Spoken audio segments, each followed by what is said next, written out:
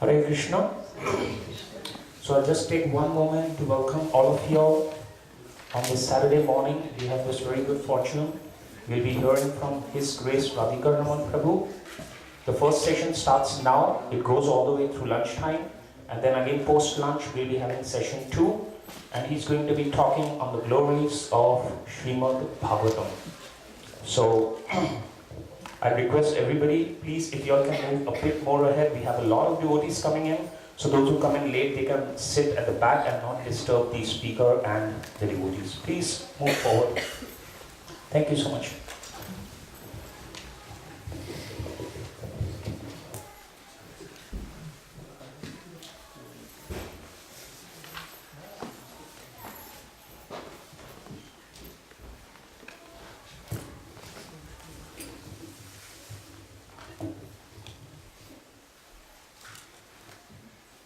ज्ञानतिमिरान्धस्य ज्ञानाञ्जनशलाकया चक्षुरुन्मिलितं येन तस्मै श्रीगुरवे नमः। श्रीचैतन्यमनोभीष्टं स्थापितं येन भूतले स्वयं रूपा कदा मह्यं ददाति स्वपदान्तिकं। वन्देऽहं श्रीगुरो श्रीयुतापदकमलं श्रीगुरुं वैष्णवांश्च श्रीरूपं साग्रजातं सहगना रघुनाथान्वितं तं सजीवं साद्वैतं सावधूतं परिजनसहितं कृष्णचैतन्यदेवं श्रीराधा कृष्णपादान् सहगना ललिता श्रीविशाखान्वितांश्च। हे कृष्णा करुणा सिन्धो दीनबन्धो जगत्पते गोपेशा गोपिकान्ता राधाकान्ता नमोस्तुते। तप्तकाञ्चन गौराङ्गी राधे वृन्दावनेश्वरी वृषभानुसुते देवी प्रणमामि हरिप्रिये। वाञ्छाकल्पतरुभ्यश्च कृपा सिन्धुभ्य एव च पतितानां पावनेभ्यो वैष्णवेभ्यो नमो नमः। जय श्री कृष्ण चैतन्य प्रभु नित्यानंद श्री अद्वैत गदाधर श्रीवासादि गौर भक्तवृंद। हरे Krishna Krishna Krishna Hare Hare Hare Ram Ram Ram Hare Hare. Hare Krishna. So welcome everyone. Thank you so much for coming, and many thanks to our hosts here today for welcoming all of us. The topic of the seminar is Glories of Srimad Bhagavatam. Just so I get a sense of the audience, how many people here have Srimad Bhagavatam in their home, the whole set? And how many people have read at least some portion of Srimad Bhagavatam? How many people have read the entire Srimad Bhagavatam? So, for those of you who've read Srimad Bhagavatam, I hope this seminar will give you some inspiration to continue reading and reading it in depth. The Bhagavatam is like a well, it's like a mine that you can keep mining and keep drawing water from this well with no end to it. And for those of us who haven't read Bhagavatam or haven't read fully, I hope this seminar will serve as an inspiration to make full use of the sets that are in your homes. So, the glories of Bhagavatam can be spoken of course, in many different ways, but there are many things that we can describe in terms of the Bhagavatam's greatness. But I want to begin the first session of this seminar by talking about the glories of the Bhagavatam, not from a devotee's perspective, but from trying to do it from an objective, academic, or scholarly perspective. And the reason for that is because as devotees, we know that Bhagavatam is very important. I'm sure you've heard it so many times in so many classes. And as devotees, we're always quoting from Srimad Bhagavatam. We're hearing classes on it. Speakers are there. But if we try to explain the glories of Bhagavatam to someone who's not a devotee, and for someone who doesn't already have the faith that we ought to study Bhagavatam, then how do we do that? In other words, the Bhagavatam is such a glorious work that it doesn't matter with what perspective you approach Srimad Bhagavatam. Whether you look at it from an academic perspective or a devotional perspective, whether you look at it from the perspective of an adult or a child, whether the reader is a man or a woman, it doesn't make any difference. The Bhagavatam shines as brilliantly as the sun. It's so beautiful, it's so wonderful. In fact, the official name of the book is Bhagavata Purana. But we call it Srimad Bhagavatam because Srimad means beautiful. Right? It's that which is possessing a beauty, Shri or opulence.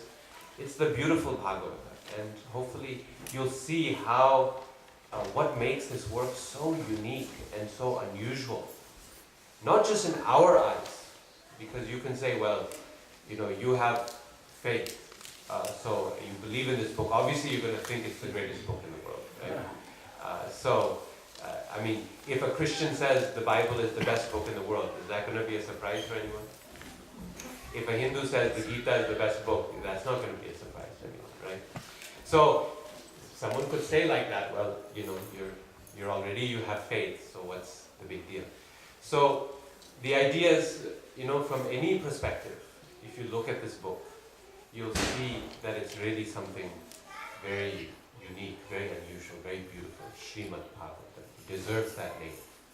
You don't see that name used for any other Purana on a regular basis. But Bhagavatam, practically no one even calls it Bhagavata Purana. They say Srimad Bhagavatam because it is very beautiful, very unusual. So, why is that the case? What makes this book so unique? You see, if you look at the Vedas and the literature that's found in Sanskrit, and you study the Puranas in general, you find that the Puranas have a certain style of writing, general characteristics. If you pick up Vishnu Purana or Skanda Purana or Garuda Purana or any of the Puranas, then there's a few things that you'll see that the Puranas they have. One is that the language of the Puranas is very simple and very straightforward. All the Puranas, they're basically written in a very simple Sanskrit meter called Anushtup, or simply Shloka. And this Sanskrit meter, so meter means it's a verse with a certain number of syllables that gives it a rhythm. The standard length is 8 syllables per quarter, 32 syllables total. And we're very familiar with this, all of us, because we've read Bhagavad Gita. And most verses in the Gita are this length. Sarva dharman parityajya mamekam sharanam vraja aham tvam sarva papebhyo mokshayishyami ma shucha. 8 syllables per quarter, 32 syllables total. It's the simplest and easiest meter verse pattern that you find in Sanskrit. Only in each line there's only 3 or 4 syllables that are set, they're fixed. And the rest are flexible. Whether they have, what kind of syllables they are, long or short, it doesn't matter.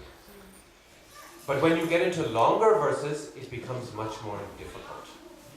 So the Puranas are typically written in very, very simple verse, very simple length, short verses, and very simple language also that can be understood.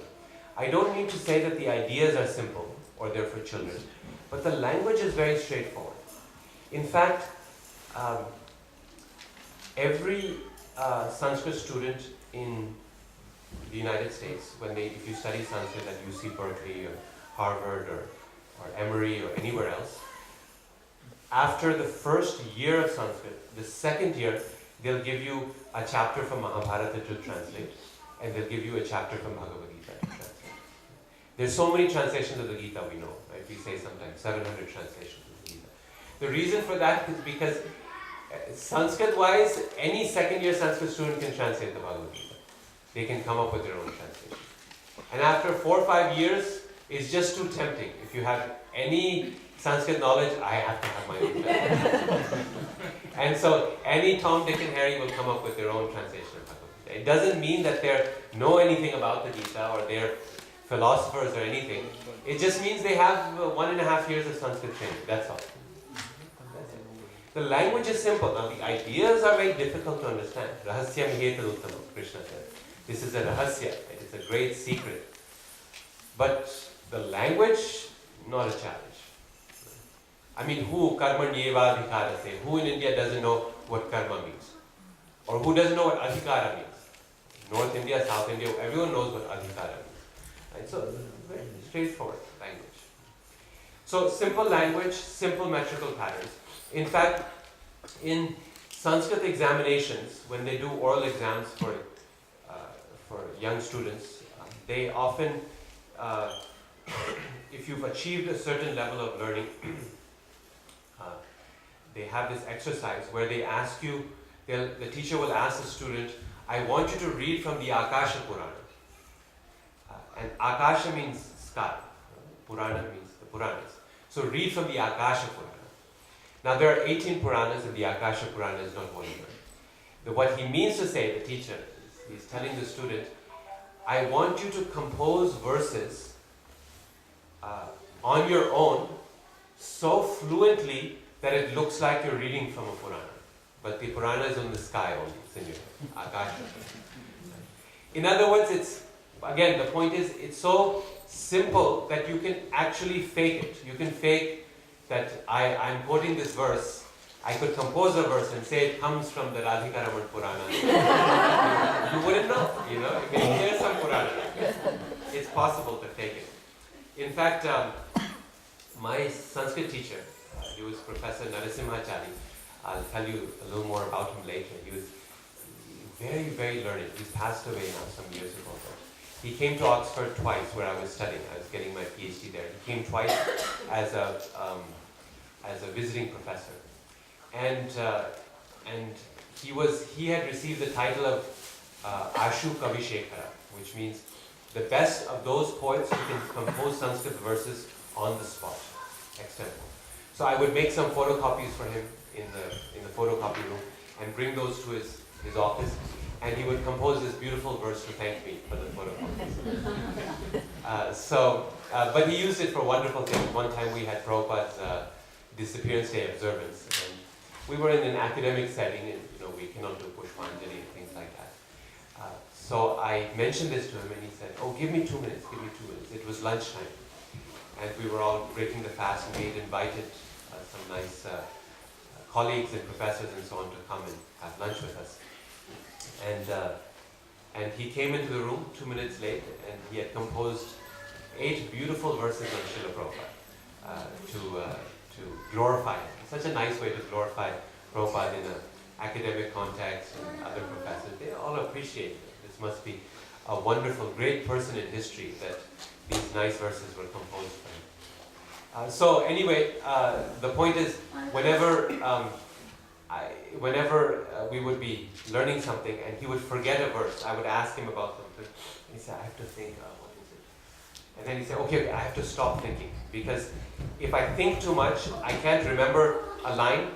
I'll just compose the line in my head, and then you'll get the wrong verse. Right? Means it's not difficult, right? And this is why you get a lot of, just because something is written in Sanskrit doesn't make it Shastra. You have all different qualities of literature in Sanskrit, from transcendental literature to literature in the mode of passion and ignorance to complete Maya. You have it all. So the Puranas are very straightforward like this, and you have Puranas of all different qualities are present. they're easy in the language and simple meters, simple verses. And also their structure is very, it's very loose, very loose and casual structure. So, the way the Puranas work is a group of people will be sitting with a sage, a reciter, and they'll ask some questions. And from that, the speaker will tell some stories. And the stories will lead him to think of something else. And then he'll say something else. And then someone else will ask a question. In this way, the whole discussion kind of meanders. In Hindi we say, baat mein se baat nikli. Like one thing follows another and then So the Puranas have in general, very loose structure. It's not haphazard, but you get from point A to point B in a very this way, that way, this way. And things are kind of all disorganized.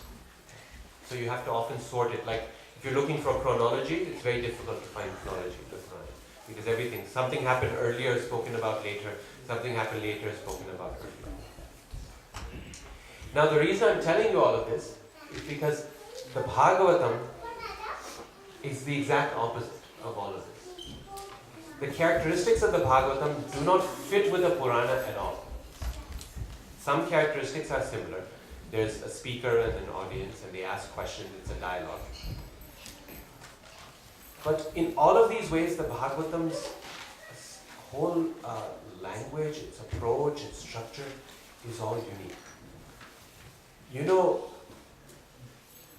The Puranas are considered to be, Akasha Purana. You should be able to read it easily and compose easily. In contrast, the Bhagavatam is considered the test of someone's Sanskrit learning. In other words, it's the ultimate standard. If you want to really test whether someone knows Sanskrit or not, you give them a verse from Bhagavatam and you ask them, explain what this verse means. Prabhupada gives this phrase, Vidya Bhagavatavadhi. It's often said, Vidya Bhagavatavadhi. Vidya, knowledge. Bhagavata avadhi. The limit of knowledge is Srimad Bhagavatam. And really it's difficult. Means if you've had some experience reading Bhagavatam verses, you read Bhagavad Gita verses, you can recite them, no problem. Not difficult, right? But then you pick up a Bhagavatam verse and you try to, what to speak of, understand the Sanskrit. If you try to read it, we get stuck, right? It's difficult. The language is so much more difficult. And that's not because we don't know how to do it or we're foolish. It's because the Bhagavatam is the most difficult literature that you can find. Grammatically speaking, it's very difficult. Vocabulary-wise, it's very difficult. The Bhagavatam has a vocabulary of words that many of which are not found anywhere in Sanskrit literature before Srimad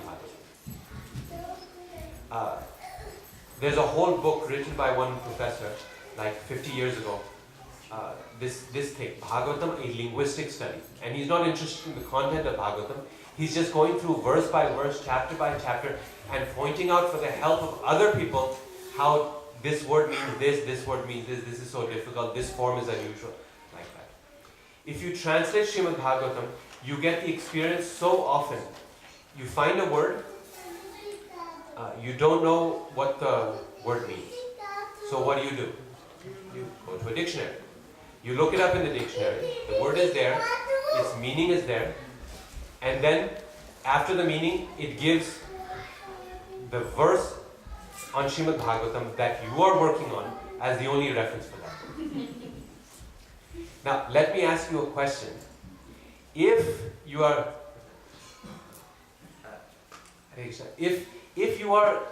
reading, how does a dictionary know what a word means? Think about this. How does a dictionary know what that word means? In general, how does a dictionary know? Yes, the root of the language is there, but like a word like video, right? Now the word video comes from a root which means, in Greek, which means to see. Ved, which means to see. But just knowing that is not sufficient, right? You'll think video is anything you see. But video is something very specific. How does a dictionary know what is the specific meaning of a word. Etymology is helpful, the background, the root of the word. But in general, how does the dictionary know? Usage, right? It's just observation.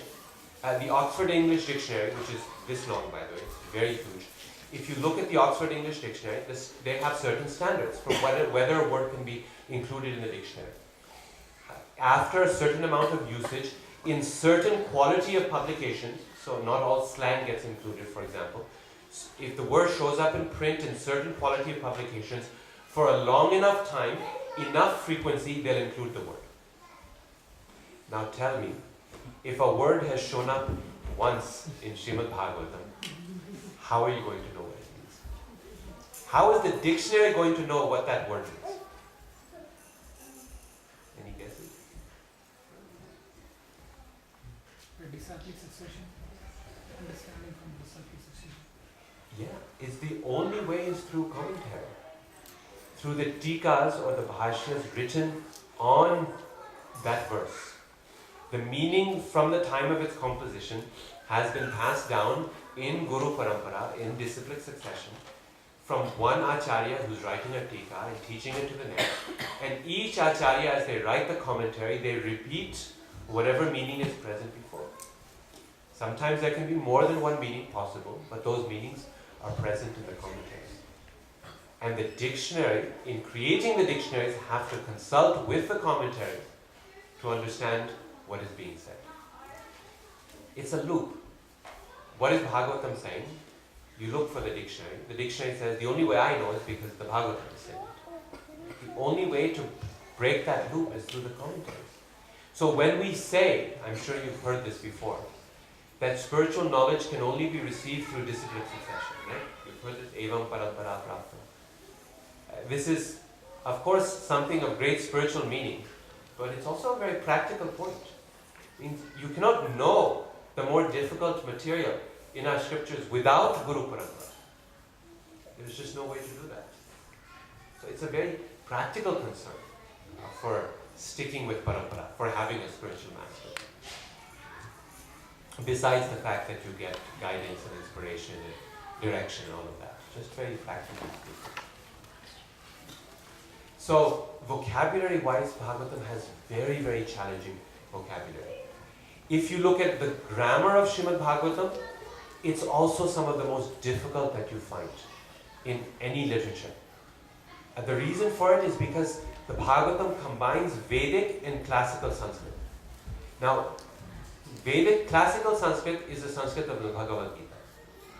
And if you speak in Indian language, like Hindi or Gujarati or Bengali or Telugu, then you can understand a lot of what is being said in the Gita. Vedic Sanskrit, on the other hand, has a completely different grammar system. Some things are similar, but it's very different. After you do 2 years of study in classical Sanskrit and you learn how to translate Mahabharata, then if you do another 2 years of study, you can learn Vedic Sanskrit. It's very difficult, Vedic Sanskrit, very different. The Bhagavatam freely combines Vedic Sanskrit and classical Sanskrit together in the same verses. And this creates a lot of hazards for the average Sanskrit student and the average reader of Srimad Bhagavatam. Just like if I told you the word Bhimahi, right, the word Bhimahi, does that word sound familiar? Where does every Indian know this from? Gayatri. Right, Bhimahi. Now where does the Gayatri come from? What is the source of the Gayatri? I mean the book. Rig Veda. Right? It's in Gayatri. The word Bhimahi is a Vedic form. The classical form that you would find in Mahabharata or Gita or Ramayana is Dhyayema. Means exactly the same thing.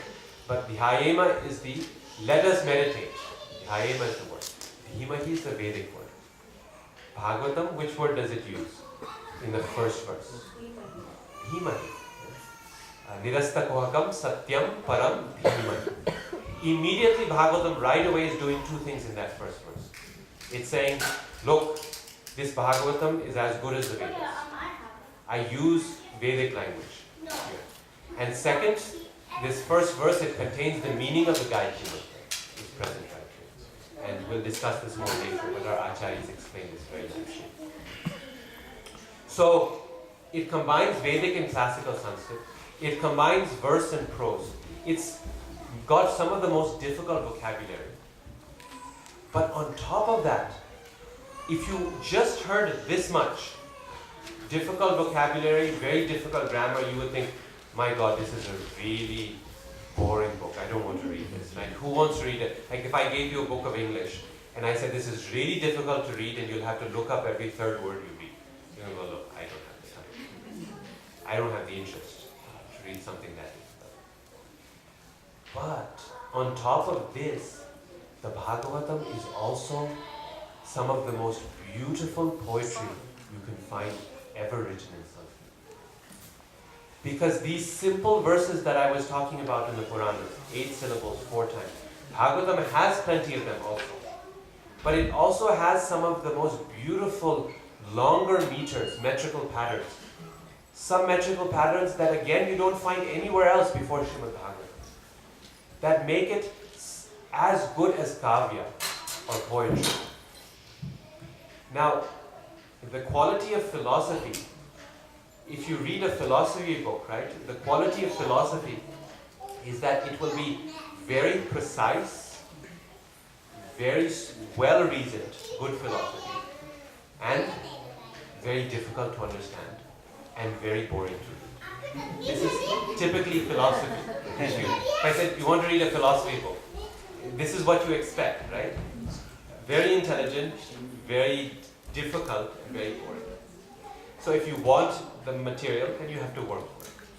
If I told you, here's a book of poetry, what would you expect? Something that's easy to read, something that will inspire you, something that is profound, and most importantly, something which is beautiful. This is what you expect with poetry. Now, almost never do you find the two things in the same book. A book of philosophy is usually not very well written, and it's not easy to read. A book of poetry usually does not have a lot of technical arguments in it. No need for it. You're describing the beauty of the autumn season and the monsoons. Who needs philosophy there? Beautiful. Bhagavatam is a book that combines both very dense philosophy and very difficult language that's precise because it's philosophy. And at the same time, it is the best of Sanskrit kavya. The verses of Bhagavatam, right away the Bhagavatam signals this, right in the first verse. It's not the short verse, Sarva Dharman Parityajya Mam, right? First verse of Bhagavatam immediately tells us we're into good poetry here. It gives us a long meter called Shardula Vikrita. Janmadhyasya tonvayaditarataschatheshvabhignya swarat tene brahma hridayadi kavaye muhyanti yat suraya tejo vari mridam yatha vinimayo yatra trisargo mrisha bhamna swena sada nirasta kuhakam satyam param dhimahi. Beautiful metrical pattern. Shardula Vikridatam, very, very long. I forget, 19, 20 syllables. Actually, you're probably familiar with this in a different melody.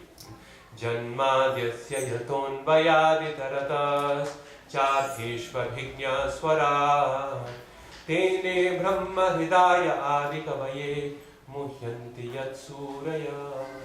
Like Shad Goswami Ashtaka, cheto darpanamarjanam. So, right away, verse number 1, it begins like this. Verse number 2 changes the meter. Again, verse number 2 is the same meter. Dharma projita kaitavotra paramo nirmatsaranam satam. Third meter, third verse changes the meter. Nigamagalpatoro galitam phalam shukhamukha namritadrava samyutam. Fourth verse, again different meter. Immediately Bhagavatam is beginning like a book of poetry. Different melodies, different rhythms, different poetry. And some of the meters that you find in Bhagavatam are unique. They're so unusual and so beautiful. Like in the Gopi Gita, the song of the gopis, when Krishna has left them in the Rasa dance. Do you know these verses? Bhakti Charu Maharaj sings them very nicely. Tava kathamritam tapta jivanam kavibhiriditam kalmashapaham Shravanamangalam Shrimadatatam Bhubigrinantiye Bhuridasanam. Now this meter is called Rajahamsi. Rajahamsi means, Hamsa means swan. Raja means king. It's the king of swans. One of my pet peeves about how academics often translate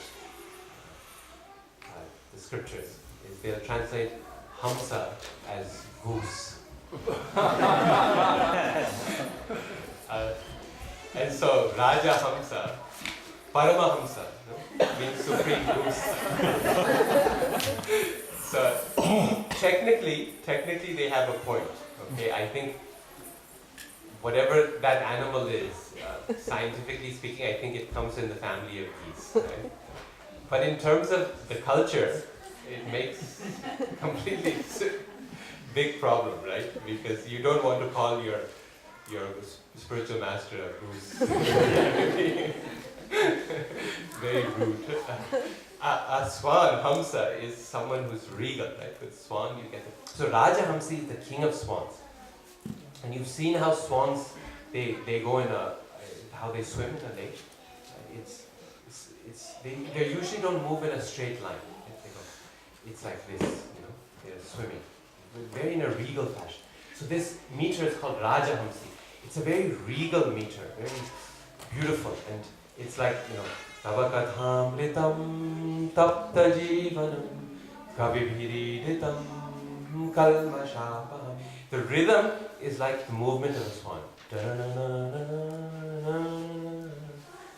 And it's repeating the same pattern again and again, like the movement of a swan. Very unusual meter. It becomes used a lot after Srimad Bhagavatam, but not before. And the 10th canto is like a book of poetry, in and out. Every moment Shukadev Goswami cannot help it. He's using these unusual metrical patterns, unusual verses, beautiful language. And forget just the metrical pattern. If you study the language of Srimad Bhagavatam, the language is so beautiful. It's nearly impossible to capture the different layer of meanings in the English language. Means you cannot do it in one translation. You have to translate the same verse sometimes in 2 different ways or 3 different ways to capture the different layers of meaning. Like, there's one example that comes to mind when Jai and Vijay are, when the 4 Kumaras are visiting Vaikuntha and they meet Jai and Vijay, the gatekeepers, and Jai and Vijay stop them from coming in. And the Kumaras get angry and they curse Jai and Vijay. So we know this story. Hopefully you know something of this story. So when the Kumaras, they curse Jai and Vijay, they say one verse in which they say that you gatekeepers, you guards of Vishnu, you do not deserve to stay here in Vaikuntha because you are seeing differences where no differences exist. You're doing bhed-bhav, you're discriminating in a place where there should be no discrimination. But that's the meaning of the verse. But then the words that they use to convey that meaning, every word has something to do with the womb or giving birth. And essentially, if you do a different translation of the verse, what you get is what they're saying is, everyone here is born from the same womb, is sagarbha, is born from the same womb. Therefore, why are you making differences based on birth and caste here? You are a child, I'm older, right? They stopped them because they were little children. Said, we're all born from the same womb. In other words, we're all product of the same origin. And therefore, from the same womb means what? There cannot be a difference of caste or status. How can 2 children born from the same womb have a different status or position or caste or higher or lower in any way? They cannot. They're sagalbhai, from the same womb. So that whole, everything they use, all the words they use have to do with the language of birth and womb and caste and jati and all of that as well.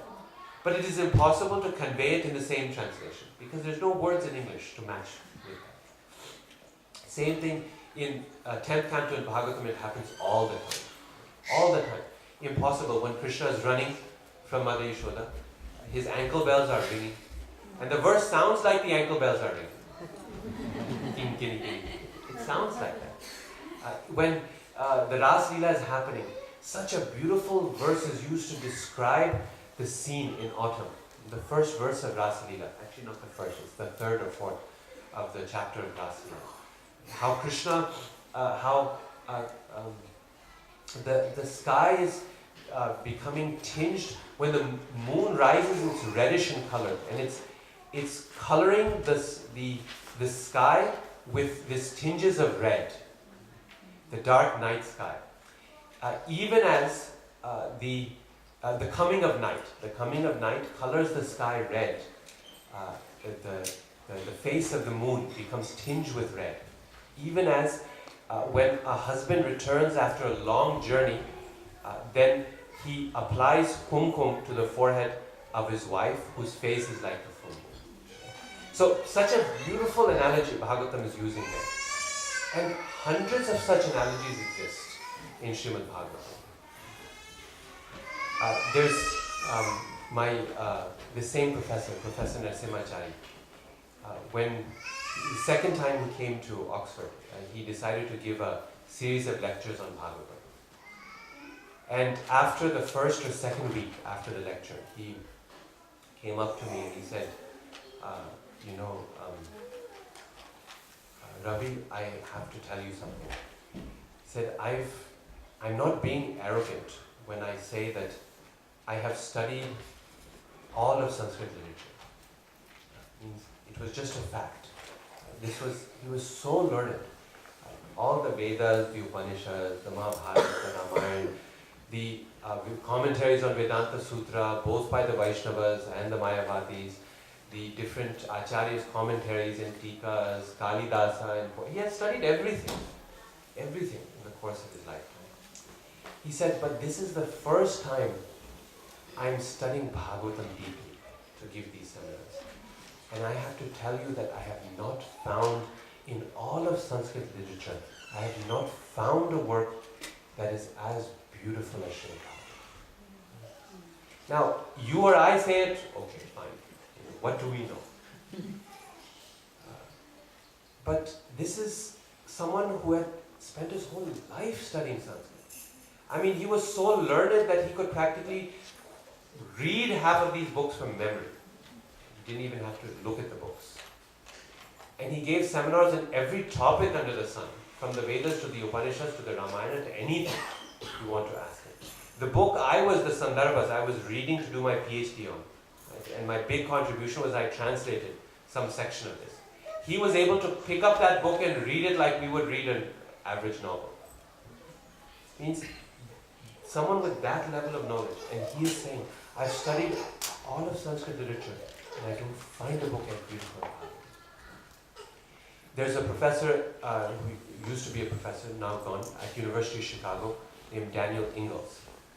And he's one of the fathers of Sanskrit academics here in the United States.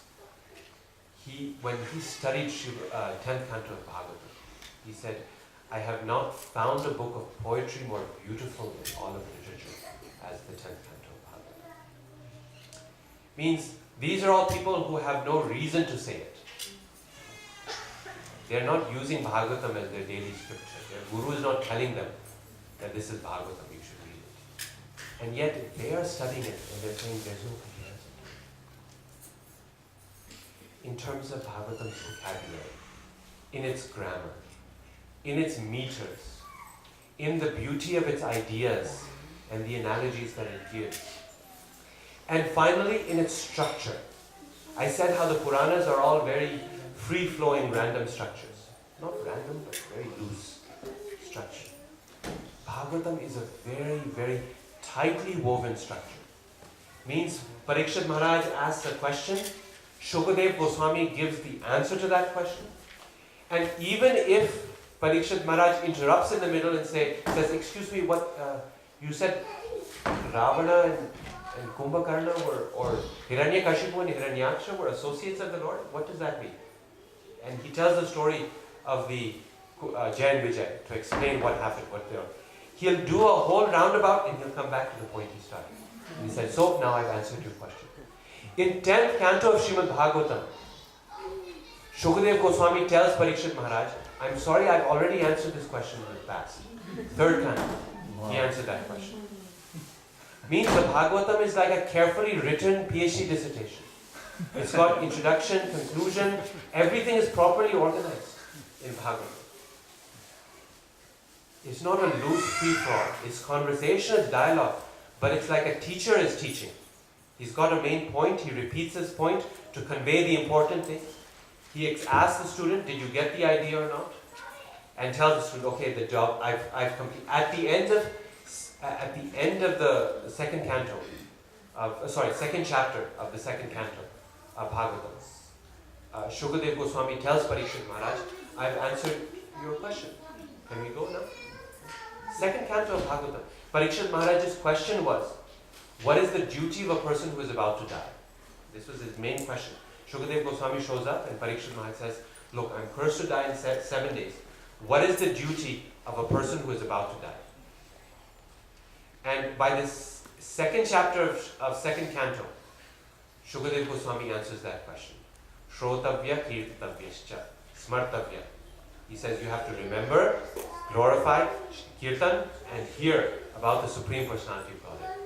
Ante Narayana Smriti. And if at the end you can remember Lord Narayana, then Janma Labha Paratumsam. That is the highest benefit for a human being. That's your goal. And he says, okay, so now I've answered your question. Finished. Time to go. And then Shukadev Goswami says, oh, wait. If you said I have to hear and chant about the Lord. So now that I know, can we just do that for the next 7 days? And he asks further questions from him. But the point is, Bhagavatam is done at that point. Right? The question is answered.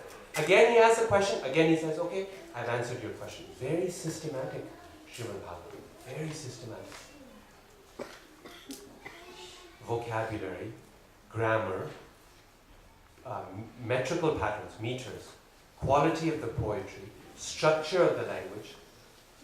The Bhagavatam in every way is completely unusual. It's unique. It's a book that has no compare. And that's why in the second verse,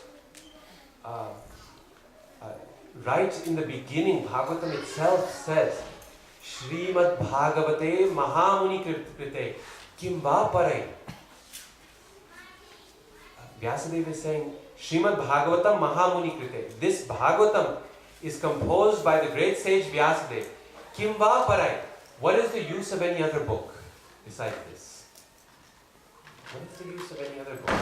And the point is, when you have everything in one book, you have the best work of philosophy and the best work of poetry, then why do you need anything further beyond that? It is sometimes said that the Vedas, they teach like they instruct us like a teacher would, like a guru. You should do this. Matradevo bhava, Pitradevo bhava, Acharya Devo bhava. They give orders. This is imperative form. Right? They're giving orders. Treat your father like God. Treat your mother like God. Treat your guru like God. Treat your guest like God. You don't know. Please, you should do it like this. You know. Do it.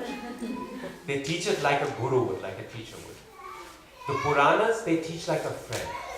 When you have to tell a friend something, then you don't say, do this. You say, have you thought about this? Actually, one time I was in such and such situation and I had the same experience, and it was a near, like if you're trying to get a friend to not speed on the highway, then unless you're in a really panic situation, they're going 120 miles an hour. Typically what you will You'll tell them a story.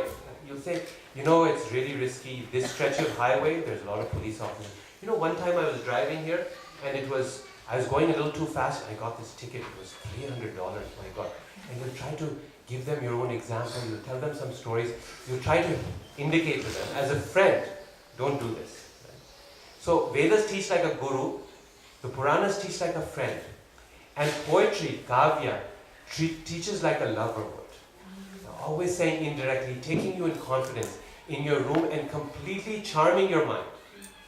And then saying. Just like when the kings, they needed to get something really good done from someone else. No other way. They would send some beautiful woman. And you go convince him. And then in that situation, anyone can convince you of anything. You can get any secret. The best spies, they get into people's bedrooms. So the kavya, poetry, it teaches you very indirectly, in a very personal and very intimate way. Like someone who loves you would tell you. But Bhagavatam, it teaches you in all three ways. As a teacher, as a friend, and as a lover. All three forms are there. You want clear instructions, you'll find it in Bhagavatam. You want stories like a friend, you'll find it in Bhagavatam. You want beautiful poetry that will enchant and charm your mind, you'll find it in Srimad. So therefore, Kimva Parai. What's the use of any other book? Why do we need anything else? And Prabhupada explains that all the knowledge that we are looking for in this world, we will find in the pages of Srimad Bhagavatam. You're interested in politics or history or science or philosophy or culture or poetry, anything you want, it's there in Srimad Bhagavatam. It's a well that never runs out of water. It's a mind that never stops giving gold. It's endless. And the limit of Bhagavatam is only our own limitation. If we think we've understood Bhagavatam, we've gotten enough of it, it means that we have reached our limit. Bhagavatam is not.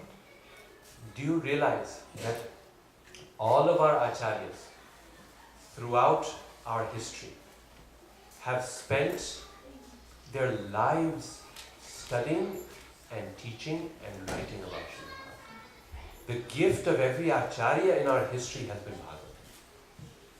Chaitanya Mahaprabhu, from his time onward, Chaitanya Mahaprabhu spent all his time listening to the verses of Srimad Bhagavatam from Sarup Damodar Goswami.